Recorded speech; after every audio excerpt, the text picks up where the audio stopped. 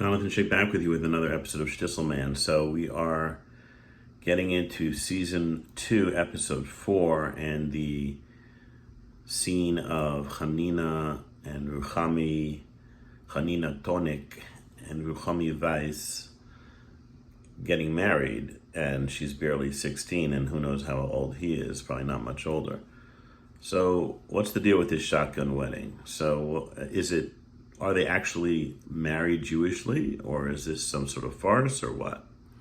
Well, the fact of the matter is that in Judaism, as the Talmud says and teaches us, and the rabbinic authorities teach us, it is a lot easier to get married according to halacha, according to Jewish law, than divorced according to Jewish law.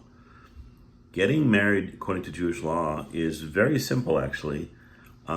You just really need 2 witnesses, and in their case, they had 3. The 3 sort of rebels at the Anshin restaurant, and then you have the ring. You're actually, essentially, the marriage is koneh, which is Hebrew for is the man is sort of like is fulfilled or acquired through a number of ways. One of them being the most classic one, and what we use today, is through a item of value, which in this case is a ring. It's interesting, by the way, in wedding ceremonies today, in the Orthodox world, there are a number of things. First of all, you do not do a dual ring ceremony, where the husband gives the wife a ring and the wife gives a ring to the husband, because that would be considered bartering, perhaps, and then it would question whether there was actually a recipient and a acquisition, if you will, with an object. Also, when we give a ring, we don't give a ring with any designs on it. The actual wedding band, the engagement ring, can be quite beautiful and multi, settings and diamonds and whatnot, but the actual wedding band is usually just gold with no overlay, no etchings or whatnot, because we want to make sure we know the value of the ring. So back to Chanina and Ruchami. So they had a plain wedding band, and actually Chanina said the Harei at Mikudesha li b'tabat zo kedat Moshe v'Yisrael, which is I am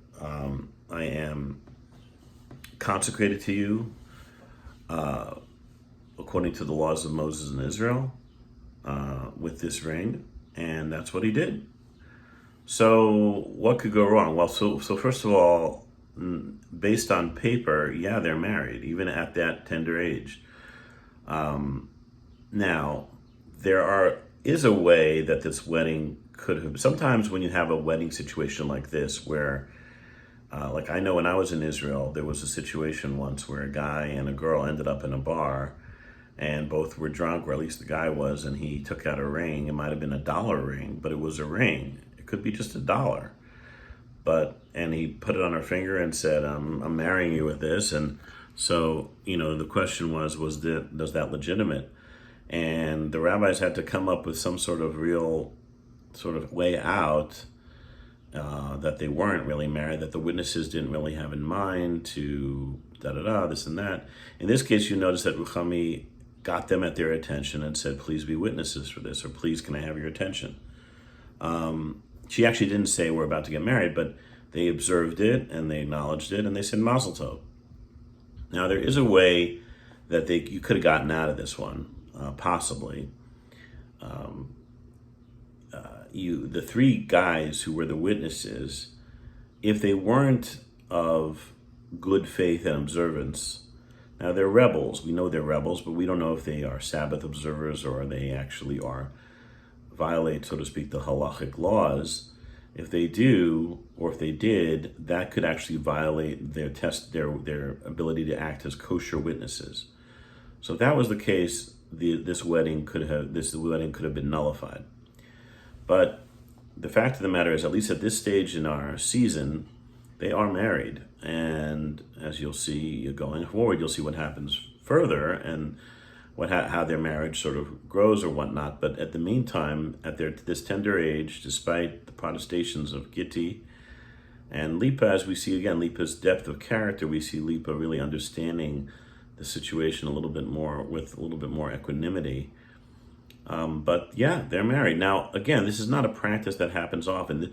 This is where I believe that the writers took a little bit of liberty. This is not going to happen often.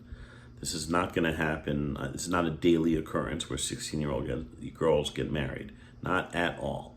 Now, in the Hasidic world, the girls will get married at 18 and sometimes even 17, but not 16. And also, it would not be done in a shotgun manner like this. But it is plausible that such a thing could happen. A little bit of a stretch, but definitely plausible. The last thing I'll say is that, like I mentioned earlier, so it's a lot easier to get married than divorced. Halachically, in good Jewish law, to get divorced, you have to be very, very precise in terms of writing the get, the divorce writ, the divorce document, and there's a lot, it's not the scope of this video to get into the specifics, but it's a very interesting thing that it is a lot easier to get married in Judaism than to get divorced from a halachic perspective.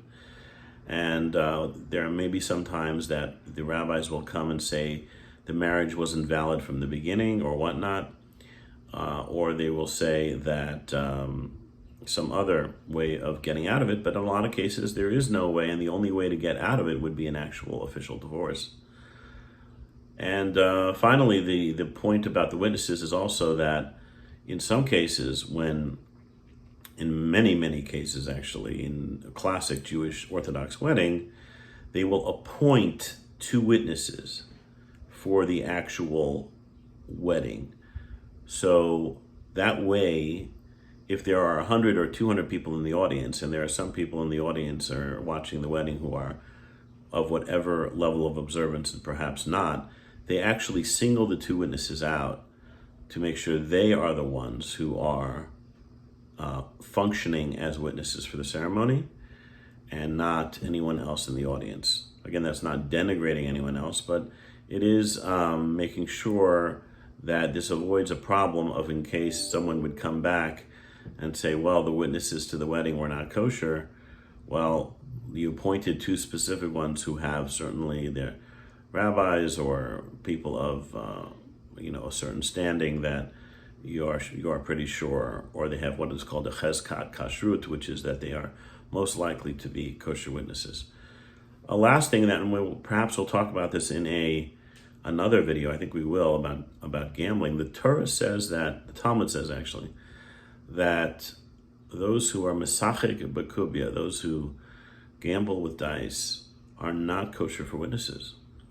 So it's very possible that these rebels in the Anshin restaurant were of that sort, and actually the writers might not have realized this, but they could have gotten out of the wedding ceremony and saying they were not actually married, because if they were involved in gambling, they would not be kosher for witnesses. We'll talk more about gambling on another episode, but because it did come up earlier, and I think we'll get into that. But for now, here's your basic understanding of getting married in a shotgun way according to Jewish law. Thanks a lot, and I'll see you next time on Shtisel Man.